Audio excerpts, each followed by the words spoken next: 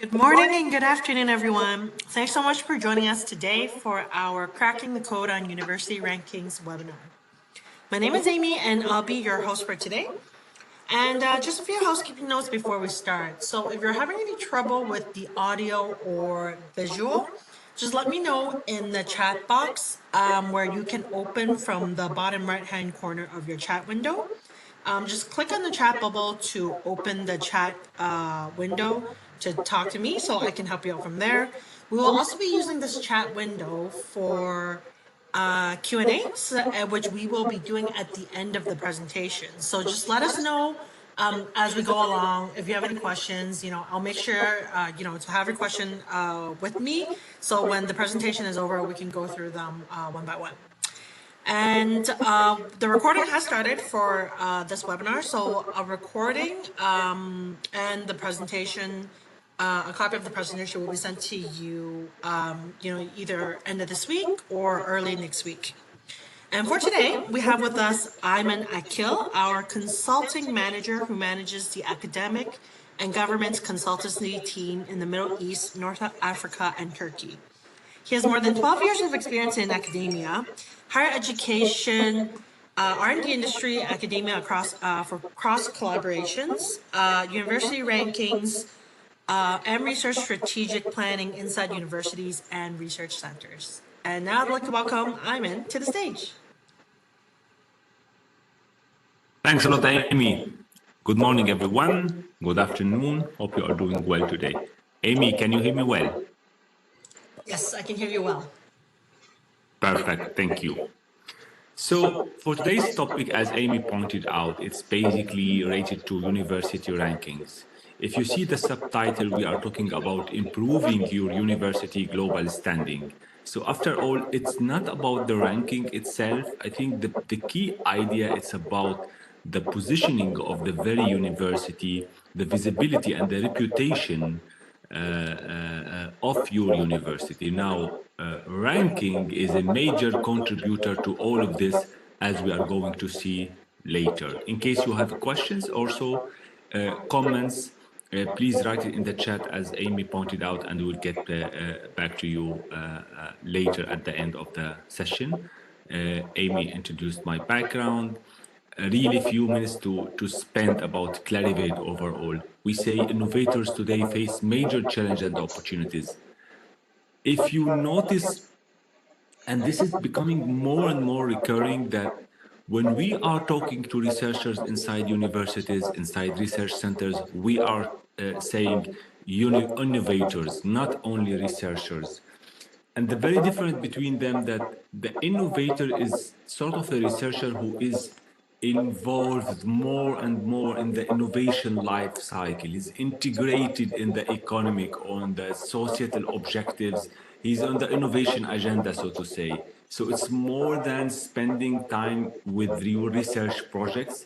It's being aligned with some kind of a strategy or a greater priority or objective other than the very research. I'm not sure if because I would say the academic community is divided against this fact, because one would say, okay, researchers, have to have their kind of independent agenda, but then again, to get the money for research, to get the relevancy for research, you need to be talking to someone, you need to be resonant with someone, and this someone is actually the very economy itself, or the national objective or agenda. So one of the few challenging, which I'm going to say, is the globalization and regionalization. How does this affect us? It means that a remote university, let's say in Malaysia, used to be compared to another regional, maybe regional universities like 20 or 30 years ago. But now with the introducing of ranking systems, we are comparing this university in Malaysia to a university in India, to a university in the States, in the Middle East, in Europe, etc., etc. So this is a global platform where you are compared and benchmarked against your peers worldwide. One could see this as an opportunity, but it's always a major challenge, because you don't have the same context, you don't have maybe the same resources, or you have a lot of them. So this will be opportunity after all, but it also might be a challenge, definitely, if you don't have the resources to do it. Whether you like it, you don't like it, it's a fact. Now, this is a global platform where you are put there and benchmarked against your peers globally. Since the people, the students, more and more, the staff, the researchers, they have the mobility, they have the choice to go to whatever destination in principle, then this is something inevitable. You have to adhere to this. Now, university ranking is a tool to do it. And the way we see it in Clarivate, it's a major global platform where you are benchmarked against. Now, when we are talking about the life cycle of innovation, we always in Clarivate like to say, okay, it's the intersection, the common place between the discovery realm, the research, the protection to protect some of the research findings, and the commercialization to push those patentable or protecting IP assets coming from research to push them to the market. This is where the ultimate value is happening. Of course, Clarivate with data backs to 1864. A major date for Clarivate is end of 2016, where the IP and science business of Thomson Reuters became a standalone company under the name of Clarivate. So basically our tools, our solutions is built in order to enable you to make confident data-driven decisions throughout the research life cycle and the academic life cycle as well. For the agenda for today, we will start with an introduction about rankings overall. Then we will do a quick ranking system diagnosis. We will take major systems actually. Then we will look at one angle actually of research, which is the research impact in ranking systems. It means how does your research performance as a university contribute to your ranking? And then we'll end up speaking about the best practices in developing a customized ranking strategy for your university. To just start with an introduction on ranking, we say all the time this is the weird psychology of ranking. You know, away from universities, rankings appeal goes very deep in the human psyche. Actually, a couple of studies has shown that if a typical, let's say, if a typical journal is publishing article, you know, the normal journals, and they title this article as like, let's say, top 3 cities in the world in terms of best, let's say, as best destinations or so, it will receive a lot of traffic. People will explore it, will push the link.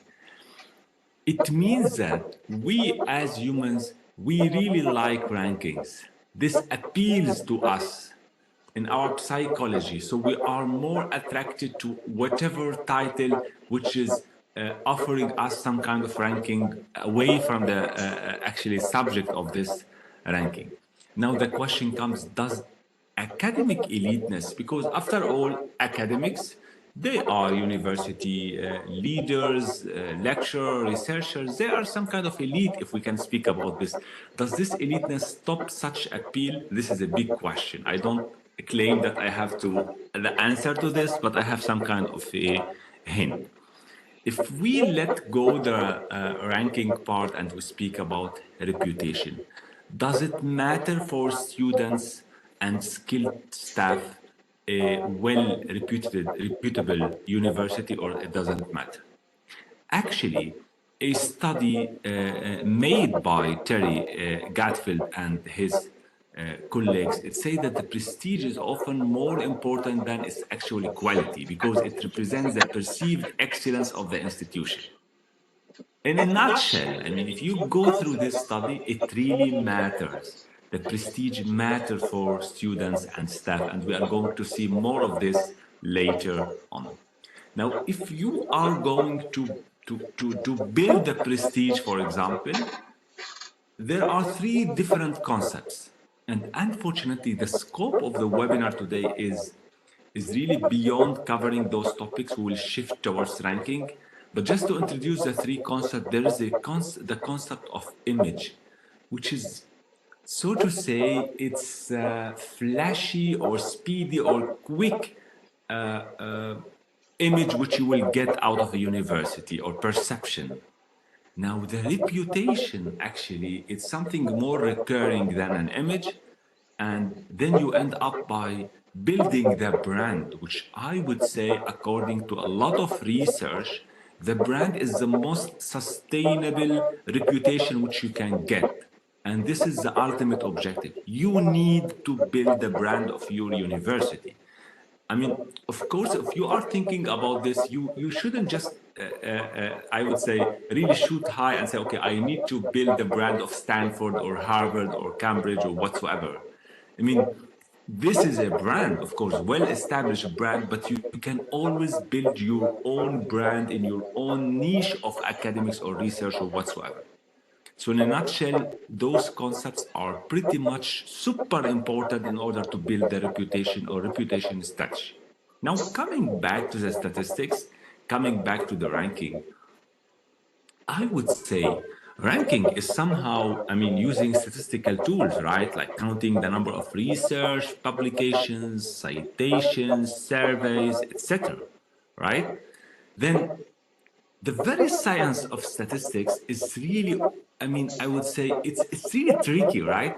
Evan Izar once said that statistics, it's the only science that enable different experts using the same figures to draw different conclusions, which is really strange. If you look at the image at the left side of the slide, you will see that those are two observers, just really collecting observations from the same phenomena, which is the elephant. But if you look at the observations made by those observers, you will see that they are totally different because each one of them is collecting his observation from his angle, from his standing. And although they are talking about the same phenomena, but still the observations are really different and which is totally understood. This is basically more or less the same in rankings. Because those ranking systems, you can imagine them, they are measuring the same universities, but then they really capture different dimension, different angles and standings and points of views for those universities. I mean, a couple of universities came to us in a while, I mean, saying there's something which does not work with us. And the thing is, they have advanced, let's say, in Shanghai, and they went back in THE. My quick reaction was this is perfectly fine because they are measuring different things. I mean, not totally different, but different things, not the same thing. They don't have the same methodology. Then actually this actually pushes us to start thinking about the idea of ranking, that you cannot just say I want to advance in rankings. It doesn't work like this. Please specify the ranking system, and before specifying the ranking system, specify your objective. We'll come to this point really later. I can see a couple of questions and comments in the chat. You will receive, as Amy pointed out, this PPT and the link to the recordings in a couple of days, from now. So thank you. Again, talking about ranking, and let's talk about a bit of football, right? If we started with the FIFA Qatar World Cup results 2022 released, I mean, a couple of weeks ago. I mean, really fascinating, I would say, World Cup it was. So you can see the first four teams were Argentina, France, Croatia, and Morocco. While FIFA World Ranking 2022 released just before, actually, or even after, I mean, this very same days by FIFA, the top teams in the world, you can see Brazil, Argentina, France, Belgium. They are really off. I mean, you are talking about the same entity, which is FIFA, ranking national teams, and they are off. I mean, the two lists are really off. They are not really identical. There are some intersections, but not really identical. And this is not a surprise because in their world ranking, away from the World Cup, they have a couple of indicators. And those couple of indicators, they cover a lot of games, the history of the team, etc., etc. While in the World Cup results, they don't actually capture the context, the history of the team. They just watch the games, put the scores, and then they put the ranking. Then what I want to say that the same entity, which is FIFA, basically releasing two ranking lists which are different and which comes in the same time frame, which is a bit strange because you should have a unique ranking list, but this is not the case. You have different ranking lists. The thing is because you have different methodologies. This is the takeaway which I would say here. To conclude this part, actually, a thorough and comprehensive study was made by Hazelcorn in 28. It's capturing how the actual ranking systems are affecting key stakeholders in academia ecosystem. It figured out that with the students, reputation drove a lot of them to make decisions. So they are checking, of course, some percentage of them, decent percentage to be honest, they are checking university ranking in order to make choices where to actually pursue their higher education. As simple as this. Governments and funding agencies, especially funding agencies, they check the affiliation or the ranking of the affiliated researchers, universities, in order to partially make decisions whether to give or not to give the grant. So it matters for them. Okay, if you are applying for a grant and you are coming from a university which is really well ranked in your country, then this is a plus for you to get the funding, so to say. Employers, while they are checking the background of their employee or hirees or to be hired, they check the ranking of their universities as well. So it matters for them. And if you follow this, those are the key stakeholders. Now, if you go to collaborations, also your collaborators are checking statistically, and this is, I mean, this is found by Hazelcorn in his study. Collaborators are checking the ranking of the universities with whom they are collaborating. What does this mean? In a nutshell, Hazelcorn found out that around two-thirds of the universities who responded to his surveys, they've said that they've taken strategic, organizational, managerial, or academic actions based on ranking. So you are talking about universities, two-thirds of them making key decisions based on ranking. What I want to say, whether you like or you dislike the rankings, it doesn't matter. You have to care about ranking. If you are realistic, this is something which is playing a major role in your visibility, in your reputation, in the way you are perceived by key stakeholders like students, funding agencies, governments, employers, collaboration. Then you have to care even if you don't like it. Believe me, throughout my career, I've met a lot of university leaders who actually don't really like ranking, don't admire ranking, but they said, whether we like it or not, we have to deal with those rankings because they are affecting us. And I think this is something I've learned from the academia leaders as well. Coming quickly to a sort of a quick diagnosis of the key and major ranking systems in the world. We are going to cover four major ranking systems: Shanghai ranking, World University rankings, US News, and QS. And by the way, I mean, two of them, they use our data, the Web of Science data, which is Shanghai and US News. Why? THE and the QS, they use our competitors' data.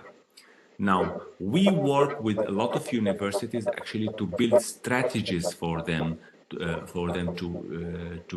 optimally use their resources to advance in ranking across those four ranking systems. because this is not actually attached to our data. This is more attached to the way universities are thinking about their resources and putting together a strategy, a sound strategy to optimally advance in those ranking systems. If you look at Shanghai, I mean, to put some approximations there, just to capture the identity of the ranking system.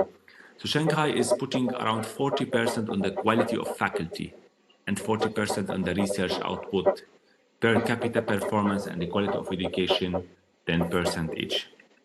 If you look at THE, 30% on teaching, 30% on research, 30% on citations, and some percentage on the international outlook and the industry income. If you look at US news, you have 50% on research impact, 15% productivity, it means number of publications, reputation 25%, and international outlook 10%.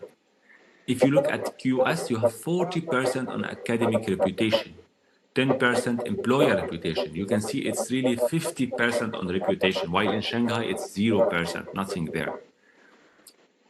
In QS, they use the faculty-student ratio. THE use it as well. They use citation per faculty 20% and 5% on international faculty ratio and international student ratio as well. So this is basically, you can see the map. You can see that some of the ranking system, they really heavily rely on research. Let's say Shanghai, really heavily rely on research.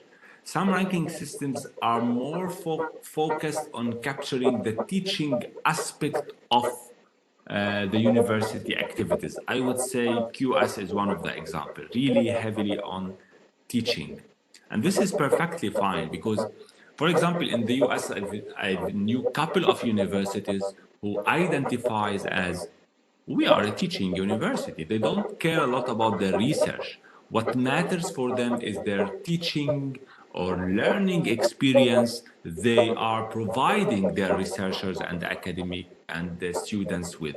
And accordingly, you can choose the ranking system which is perfectly measuring what you care about. So, I mean, just to give an example, imagine you walk into a classroom and you are saying, okay, I'm going to rank the students by how tall they are. I mean, this is irrelevant, really. I mean, you can rank them by their, let's say, uh, by the notes they deserved in mathematics exam, science exam, etc. It's perfectly fine. You are in the school, so your metrics actually are not working if you just want to measure their how tall they are and then make decisions to rank them. But this actually metric is perfectly fine if you are the coach of the basketball team in the school. I mean, of course, how tall they are is not the only identifier, but believe me, I played basketball before. It really matters. What I want to say that the metric itself, what you are measuring, what kind of indicators you are capturing, this has to do with your methodology and what you optimally want to achieve. And this is the same goes for ranking as well. Whatever ranking system you adopt or ranking systems, which is the case for a lot of universities, we've seen we've seen a checklist to ensure that your data is considered correctly by ranking system. Like if you want to, I mean, I don't like this word too much, best practices, but let's use it now. Okay. So best practices in dealing with ranking. Number one, single point of contact. Please, guys, we've seen a lot of universities, the most successful ones, who actually give one person or one committee as being a single contact for all ranking systems, because those ranking systems, they need information sometimes from your research income. It means from your financial department, from the HR department in the university, whatever this means, from the academic office, from the research office, etc., etc. They cannot reach out to different departments. This is a fatal mistake. You have to create a single point of contact. This single point of contact collects information from the university and provide the ranking system with whatever university information they need. Number two, data governance. Please make sure your data is up to date. Make sure that it's updated and your submissions are actually also adhering to the deadline. Build the buy-in, which is one of the most important practices, I would say. It means that your decisions, your policies, your initiatives inside the university to increase the ranking will affect the student, will affect the staff. In order to get their buy-in, in order to get them to collaborate and cooperate with you, you have to convince them. So please express, raise awareness why this matters, why you have to increase the number of staff, why you have to do this kind of reputation service. Explain to your staff, explain to the students, convince them that this matters for your ranking and they will collaborate more effectively. Be consistent with your data all the time. Make sure the data is correct, even at the publicly available website, because this is feeding into your reputation as well. Now, coming to the point, which is the research impact in ranking systems. If you go through the four major ranking systems, those are the indicators which we are capturing. You can see three colors because they cover three angles: research indicators, teaching indicators, and industry and innovation indicators. I mean, this slide does not, we don't mean for you to read the slide just to see there are three colors and across the major ranking systems: research, teaching, industry. And this is all about. We've seen through the couple of recent years that a lot of universities are a lot of ranking systems are more and more fixated on improving or increasing the innovation indicators footprint. And this has to do of measuring something which matters to the key decision makers all over the world, people putting the money. If you are actually talking about boosting research and asking yourself, can this help me improve my ranking?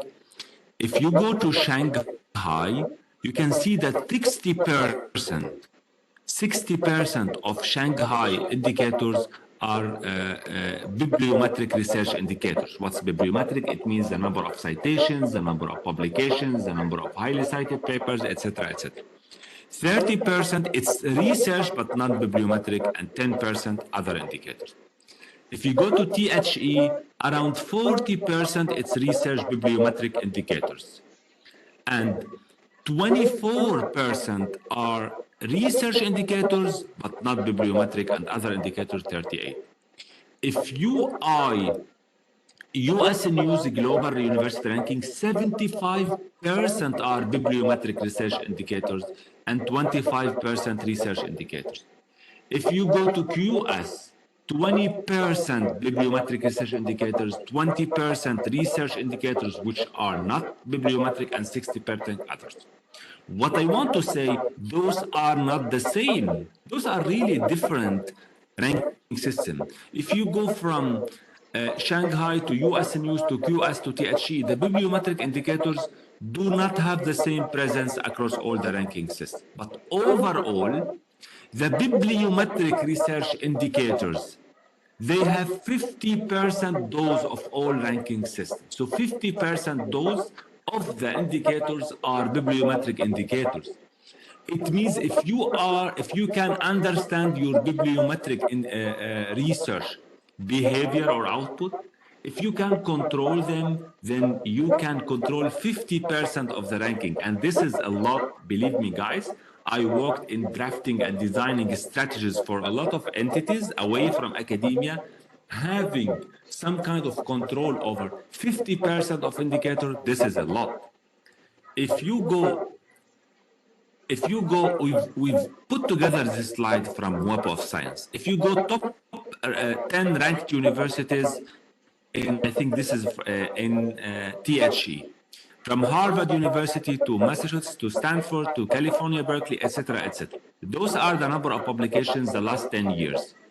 You can see that what we call category normalized citation impact. It means that How impactful is your research? Please keep in mind that number one is the world average. It means that while Harvard University achieved 2.25 as citation impact, the world average is 1. So they are 225% above the world average. You can easily see that the top 10 universities in the world, ending with Johns Hopkins University, all of them, they are almost every single one of them double the world impact.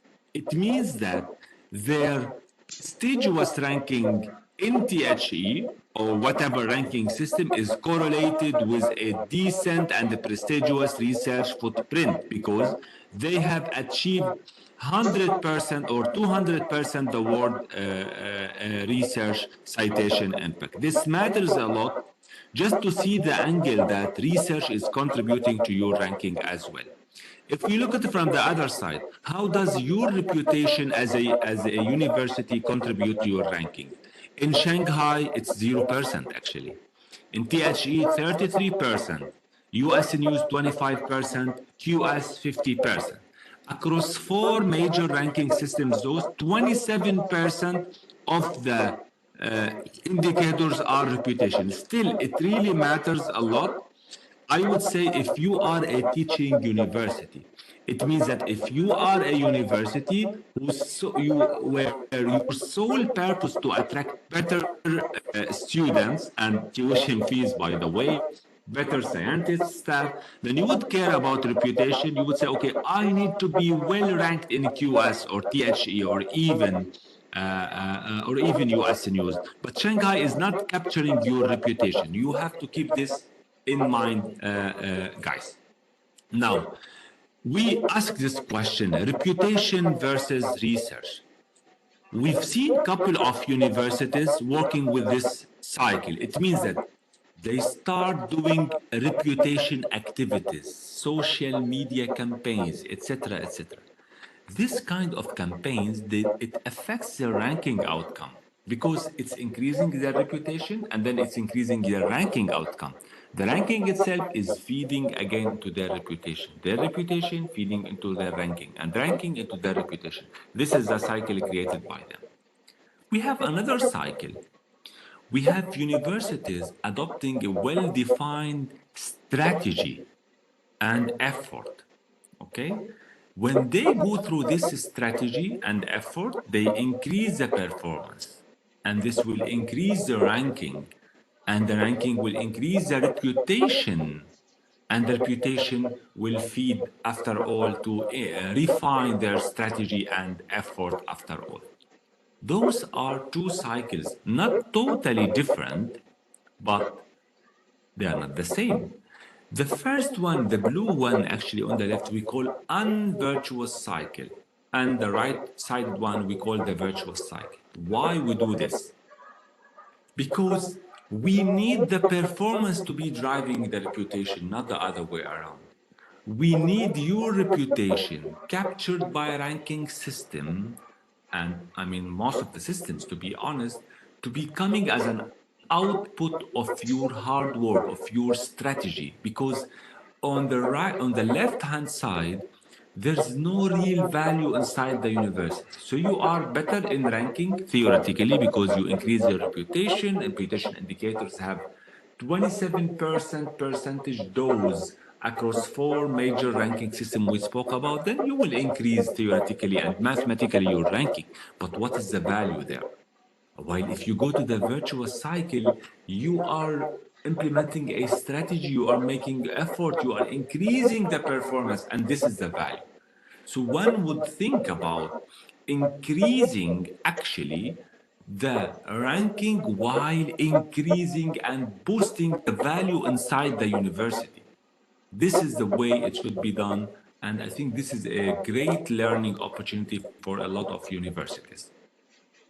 Coming to the last part, after knowing how does your research contributing to your research, how does your reputation contributing to your ranking as well, it's good to know, okay, how to think about this strategically.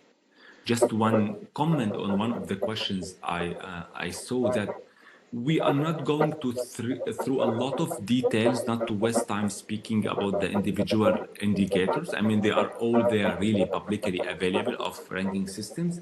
What we wanted to offer in this webinar, and we will continue offering it in the next 10 minutes or so, is actually to look at a way how to handle indicators, how to think about them in order to optimally increase the ranking of your university. We believe that it's an orchestra. It means that the various departments inside the university, the various dimensions of your performance will definitely contribute to your ranking. So better to get all of them actually, and better to get all of them actually are sync on one tone so that you are effectively contributing to a better ranked university. Now, we've developed inside Clarivate and our consulting team what we call IIR and ASIP framework, which is really a user manual for universities. To start with the II, we start by indicators. This is focus point number one. And then impact of those indicators. And then relevancy of those indicators. If you go to ASIP, the activities goes by this. First, assess your current position. Number two, set goals. Number three, establish initiatives. And number four, plan those. If we start with indicators, you have to know the indicators. You really have to know them and understand what do scientific indicators truly mean. If you talk about citation indicator, in THE, for example, it's the count of citations and it's 30% weightage. In US News, it's a mix of total citations and normalized citation impact, and the weight is 17.5%. In QS, it's citations per faculty and the weightage is 20%. So you are talking about different different definitions of the scope of citation. What does a citation mean? Is it citation impact? Is it count of citations? Is it normalized or not normalized? From which database? And then what is the weightage? It's different weightage. So three different ranking systems, three different scope of citations, three different definition of what constitutes citations, and three different weightages, totally different. We have to understand what is the true meaning of every single indicator in every single ranking system. This is number one of building a smart strategy, I would say. Now go to the impact. What is the impact of those indicators? I will repeat this slide. If you go to directly measurable and bibliometric indicators, 60% weightage, and this is the impact of this indicator in Shanghai. It has 38.5 weightage in THE. It has 75% weightage in US News, and it has 20%. This is not the same. It means that not all indicators contribute in a homogeneous way to your ranking across ranking systems.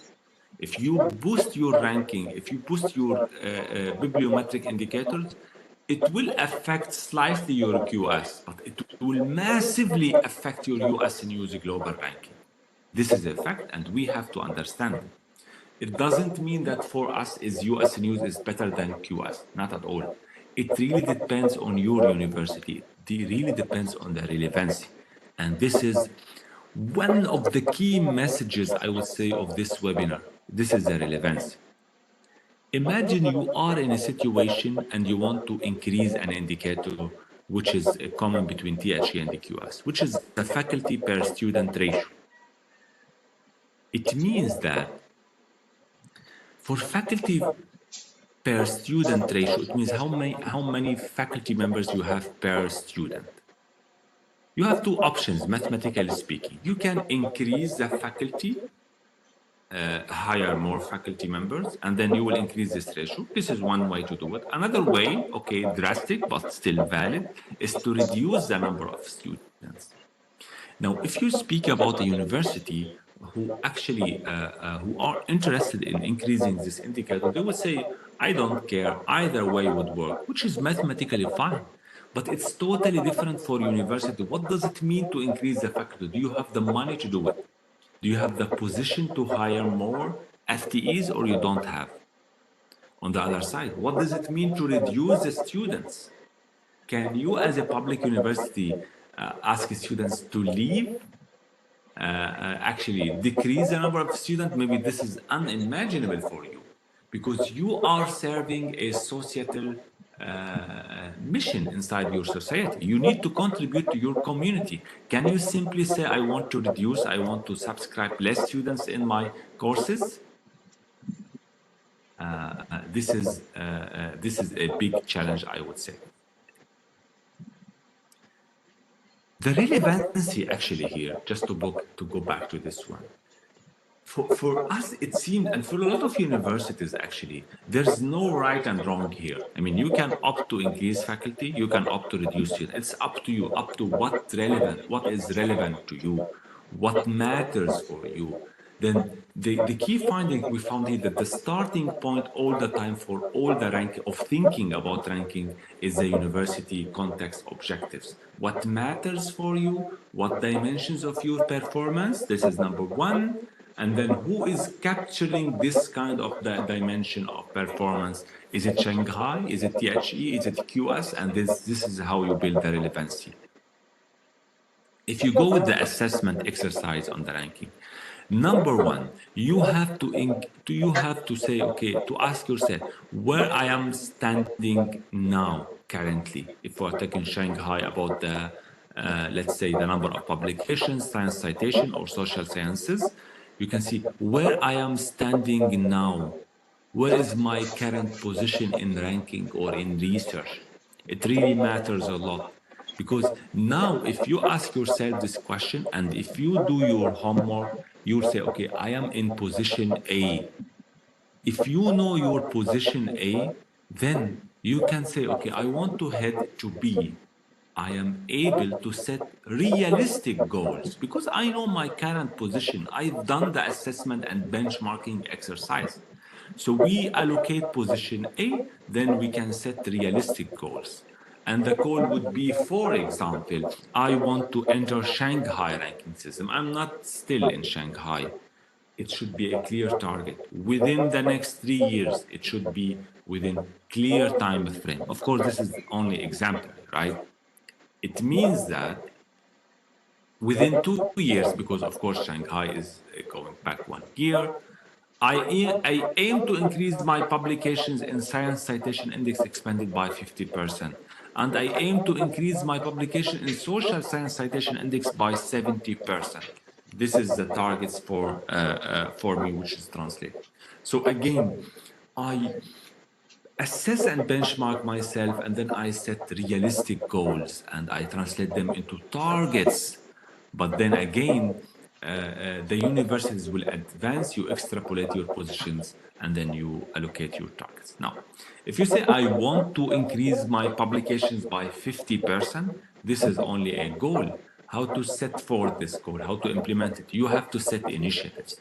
We work with a lot of universities to define initiatives and their, of course, respective KPIs. For example, increase research funding, set a publication target per faculty per year, introduce a policy that permits publishing only in index journals.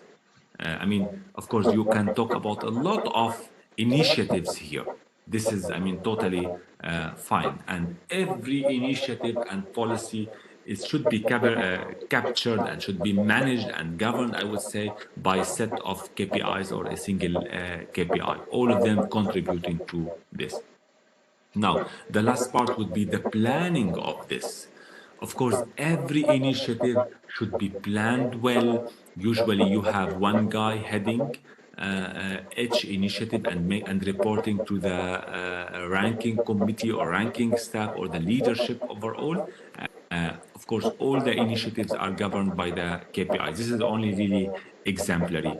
We've seen this structure working really perfectly fine for a lot of universities. You have the university president, and the rector or the president, and you have the project management office. Some universities are calling this office as ranking committee, some of them only ranking staff whatsoever. And you have a couple of initiatives. Each initiative should have a project manager. Of course, a project manager can manage couple of initiatives in parallel. It's perfectly fine. You see those green labels for the faculty and the students. Those are indirectly, if you remember the buy-in we spoke about, those are indirectly actually affected by ranking. And they affect your ranking as a university. It's better to raise awareness among them, managing the initiatives, reporting to the ranking committee or ranking staff, and managing, of course, reporting them by KPIs and making judgment. This is the way to plan with a lot of universities. I would like to thank you for being with us. I'm looking forward to your questions. I've seen quite some of them. I think Amy will support me in actually asking those questions on your behalf, and looking forward to this. Thank you. Bye.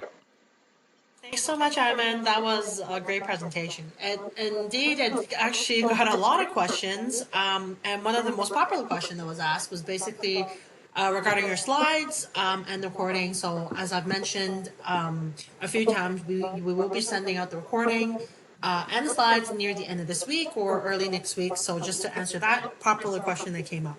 So now for the Q&A. Let's just start with the very first one that came in. So there was somebody who was asking about the different global ranking systems when we were first introducing it. They wanted to know again, like the meaning of each of the indicators on your slide. True. Thanks, Amy. I will be quick with my answers to cover a lot of the questions, actually.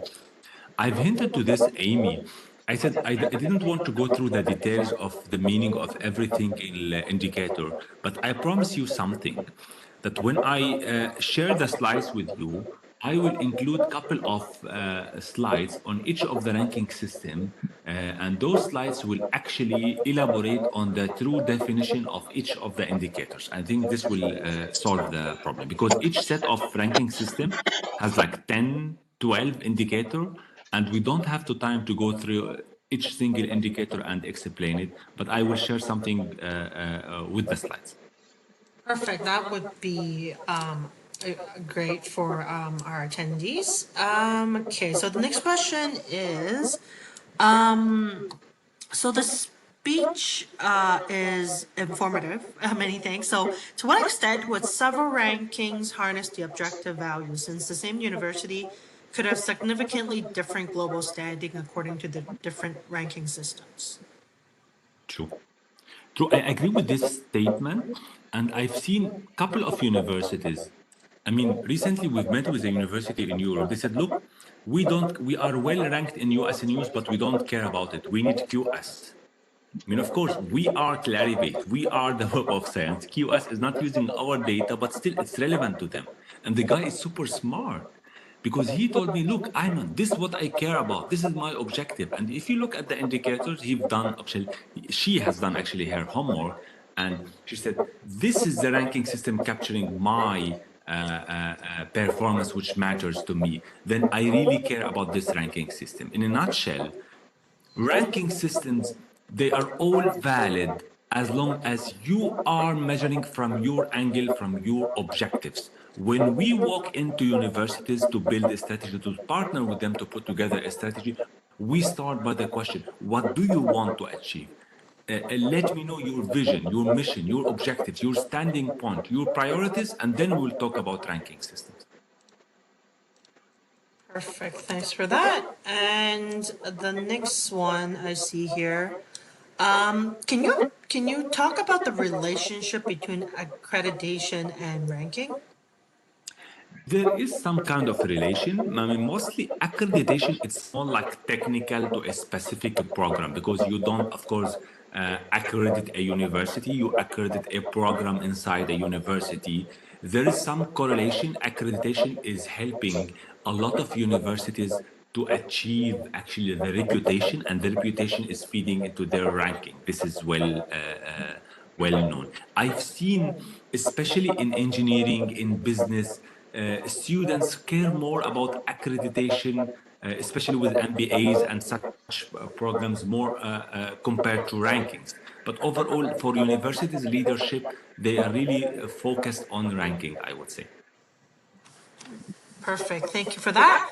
And the next question is how significant is the difference between SCIE and SSCI on impacting rankings?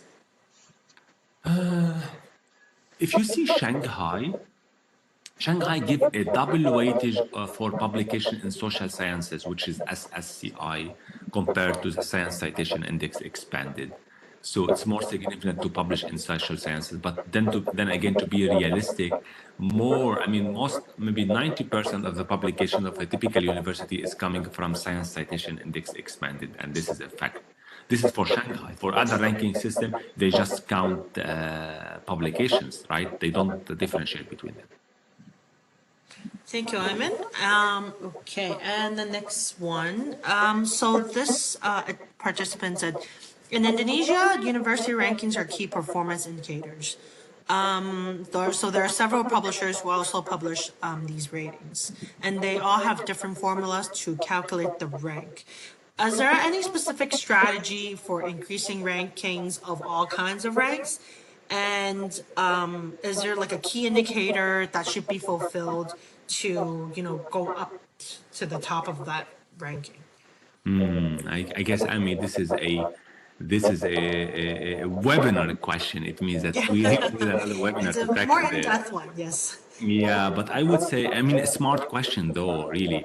But I would say we've come across a university in Europe actually a couple of months ago, and they said their ministry there said set a formula which is really very similar to what the guy is asking about Indonesia, that they said, okay, we have 9 acknowledged international ranking system. 2 of them actually were local, but anyway, the formula is built on top of those 9 ranking system. It means that we allocate some weightage to each ranking system, and to advance your score with MOE, you have to advance with the 9 ranking system. This is totally valid. A lot of ministers are doing so. I would say the way you would do it, of course, is actually to look at your resources, to look at your strengths point, to build a strategy which is optimally fixing on your strengths, handling with your challenges, in order to optimally increase your overall ranking. Because we've seen quite, I mean, I would say it's a statistical game, the rankings, because if you put too much effort in one ranking system, it might be really not the way to go, because you will advance in this ranking system, but will you go back with the other ranking system? So you really need a strategy built on a, a realistic realization of your position and your destination and optimal way of going from your true or current position to your destination. So it's a number which really needs some analysis to answer it. Yes, that's pretty much a very in-depth one, which I don't think we can take up right away, but we can do some more follow-ups afterwards if needed. Definitely. So here's an interesting one. So somebody asked, does social media play an important role to improve rankings? And if it does or does not, like how would it be linked to KPIs? Yeah, I would. I mean, I showed a slide where I talk about virtuous and unvirtuous cycle. If you do some media buzzwork, social media, you will increase your reputation, increase your ranking with, I mean, couple of ranking systems, not all of them. But you need to ask yourself, is this really bringing value to your university? Are you creating a better learning, teaching experience for your students? Giving better research? This is the question. From the number, I would say, approach, yes, if you worked hard on social media, you will increase your reputation. But I don't think this is sustainable. And by the way, talking about the SDGs and the sustainable ranking, this is something which is really coming. I mean, THE, QS, they are talking about now SDGs ranking, impact ranking, and this is coming. Also, we in Insights in Web of Science, we are capturing this as well. This is really a topic for a future webinar as well. That's great. Looks like we have some more webinars going, Yeah. that's gonna happen this year. Okay, so the next question, here is asking, so you mentioned, publications regarding ranking, like with SCIE and SSCI, I think. So what about ESCI? Is that does that give an impact, for the rankings? So for Shanghai, currently Shanghai is capturing only SSCI and SCIE, not capturing the ESCI. While if you talk about US News and others, they say, okay, we need articles and we need articles published in, let's say, Web of Science. They really don't care where it exactly published. Now, if you say a publication, because let's say THG is not using our data, but I would say most of the journals in Web of Science is also captured and indexed by other databases. So it's contributing indirectly actually to your ranking with other databases. And overall, we shouldn't forget that when you publish more, even in emerging sources citation index, you are increasing your footprint, your visibility, and your reputation, and you are increasing your ranking as well. Okay, perfect. Thank you for that. So I guess I'll group these questions together. So, there's a few attendees who's asking, is there a rank between the ranking systems that you mentioned? And is there a university ranking that you prefer to refer to? It's a tricky question, Amy. I don't think there's a right ranking system. I think there's a relevant ranking system. I've seen universities very smartly saying that our guy is THE. Other were saying, okay, our guy is Shanghai, our guy is US News or QS. It really matters what actually matters to you. Because if you look at those ranking systems, it's clearly one of them is really capturing your reputation. And if you care about your reputation and the way you are envisioned and the way you are building your brand, maybe you have to care about some ranking system. One of them is heavily fixated on research. If you care about research, then you care about it already. I mean, I have a preference myself. I won't reveal it. But overall, there's no bad and good there. There's no white and black. It's what do you want to be benchmarked against? What matters to you? Start from this angle as a university. What matters to me as a university? This is number one. Number two, who is capturing this? Who is capturing the parameters which matters to me, and this is your ranking system which really must get the top priority. Of course, let me add just one sentence. Most of the universities, they don't have one ranking system. They have a couple of ranking systems to be benchmarked or to play it as a KPI, but they do have a priority list, and this priority list is defined by their priorities, their objectives, and their vision slash mission. Thanks, Simon. Yeah. And sorry, and the next one that came in is, so you mentioned about one of the, like in your case study, about reducing students. Does it mean undergrads or postgrads or both or any kind?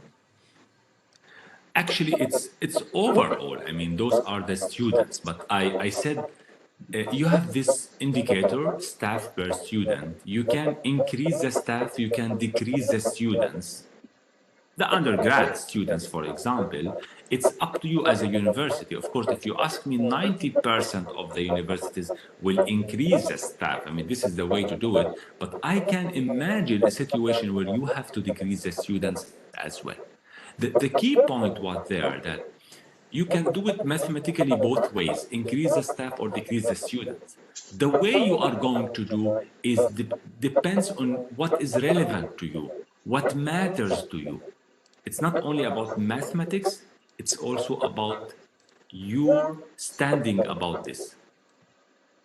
Sounds good. Thanks for that, Iman. And another one. So here's a question that asks, where do the ranking systems gather their data? that's needed to rank a certain university? I mean, some of them, they contact universities to collect data. Some of them, they just captured from the databases, for example, from Web of Science or Insights. It really depends. And you've seen increasingly that they are, because some of the universities' data is not captured by databases mostly, like the number of staff, number of students, etc., etc., income from research, then they are more and more increasingly approaching the universities to collect the data. We recommend that usually the best practice is to create an entity within the university or a person, it depends on the size of the university, to actually solely take care of this file because it really matters a lot. Thanks, Simon. Thanks for explaining that. And we have reached the top of the hour, so let's just go to maybe one last question, and then we'll do a wrap up. And for all the questions, because we did get a lot of questions that came in, we will be following up later, like in an FAQ for everyone with answers. So don't worry if your question did not get answered. So Iman, the last question is, in your opinion, why are certain ranking systems more popular in certain areas of the world? Should we be expanding our thinking away from this? Nice question, actually.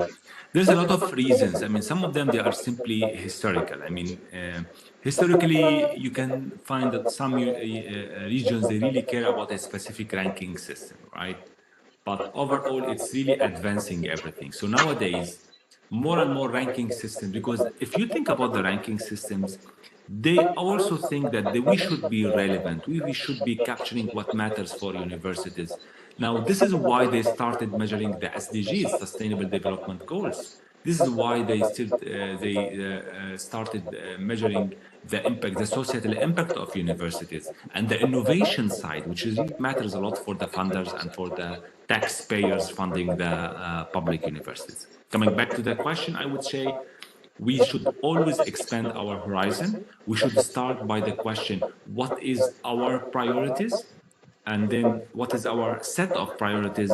And then what ranking system is measuring those priorities or better at measuring those priorities, not the other way around. It's a fatal mistake to create a strategy for a university based on a ranking system methodology for a couple of reasons. One of the obvious reasons that this ranking system might overnight change their methodology. What happened to my strategy? What happens to my university? It will be ruined, actually, right? You build your strategy on your priorities and you start from the university. When you build your priorities, you look out to the ranking systems. Who is measuring me? Then I will include this as a KPI also, not the other way around. Perfect. Thanks so much for that, Iman. And I think we should really wrap up today's webinar. Thank you so much for such an informative webinar. I'm pretty sure everyone really enjoyed it, seeing all the questions come in. So thank you once again. And also thank you everyone who joined us today for our webinar. So as I've mentioned before, just watch out an email for the recording and a copy of the presentation today. If you don't hear it from us within the week or early next week, just check your junk box. Sometimes emails fall in there. And just another friendly reminder before you go, there is going to be a survey that pops up after you guys close the WebEx window. So please, help us fill that out. So let us know how we did today. So, we can do better next time or know what to present for you guys next time. And for those of you whose questions were not answered, or if, because there were some people who asked if they can reach out to you, Iman, or, reach out to us for more information. I have sent my email address into the chat box. You guys can reach out to me, and I will, make sure all of your questions get answered, or it goes to the right person to get it answered, or we'll come back with answers for you. So thanks again, and thanks, Iman, for being here today, and I hope to see you all again at our next event. Thank you. Thanks, Amy. Thanks, everyone. Thanks, Amy, for handling this. And thanks, No everyone. It problem. was really an honor to present this. Looking forward to your questions as well. Thank you. Thank you. Bye.